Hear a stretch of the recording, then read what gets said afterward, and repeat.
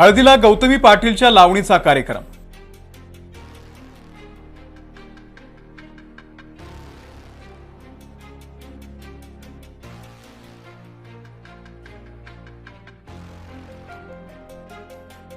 दारूच्या बाटल्या आणि हजारोंच्या जेवणावळी, लग्नात मोठ्या नेत्यांची उपस्थिती आणि थाटमाट।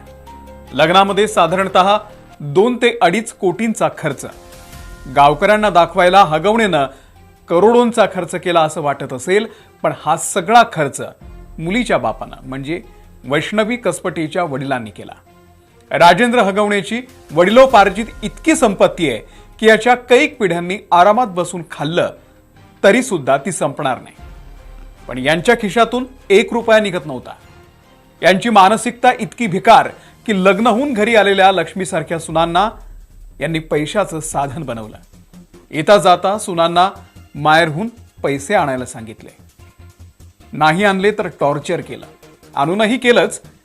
राजेंद्र हगवणे आणि शशांक हगवणेनं मोठ्या सुनेचे म्हणजे मयुरी जगतापचे कपडे फाडले।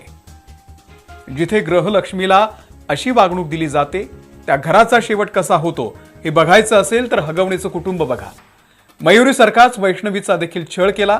तिला जगण्यापेक्षा मरण सोपं वाटावं इतकं या नीच लोकांनी तिला छळलं, तिनं आयुष्य संपवलं। परिणाम काय तर अख्ख्या कुटुंबाला जेलमध्ये जावं लागलंय।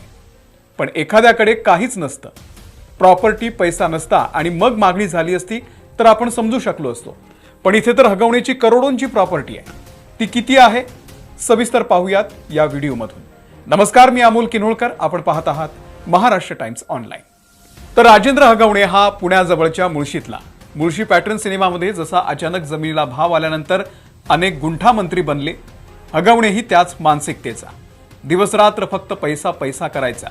मुळशीतल्या भुकुम गावामध्ये हगवणेची 12 एकर जमीन आहे। भुकुम गाव हे आता जवळपास पुणे शहरातच मोजलं जातं, कारण अवघ्या 7 किलोमीटरवरती हे गाव आहे। इथे 1 BHKचा कमीत कमी रेट 50 लाखाचा आहे। विचार करा, अशा भागात रोड टच 12 एकर जमीन। गावकऱ्यांच्या सांगण्यानुसार इथे गुंठ्याचा भाव 30 लाख रुपये। एका एकरात 40 गुंठे म्हणजे 1 एकराचा भाव 12 कोटी रुपये। 12 एकरचे 144 कोटी रुपये। लक्षात घ्या, फक्त जमिनीची किंमत जवळपास 150 कोटीपर्यंत आहे। अजूनही बरंच काही आहे, बंगले आहेत, पुण्यात फ्लॅट आहेत, प्लॉट आहेत, मोठाल्या मशीन्स आहेत, हे सगळं 200 कोटींपेक्षाही अधिक आहे। हगवणेची ही प्रॉपर्टी काय कष्टाची नाहीये, ती वडिलोपार्जित आहे। राजेंद्र हगवणेचे वडील तुकाराम हगवणे हे या भागातलं राजकीय प्रस्थ होतं। आधी काँग्रेसमध्ये होते, नंतर शरद पवारांनी राष्ट्रवादी स्थापन केली तेव्हा त्यांच्या राष्ट्रवादीमध्ये आले। तुकाराम हगवणे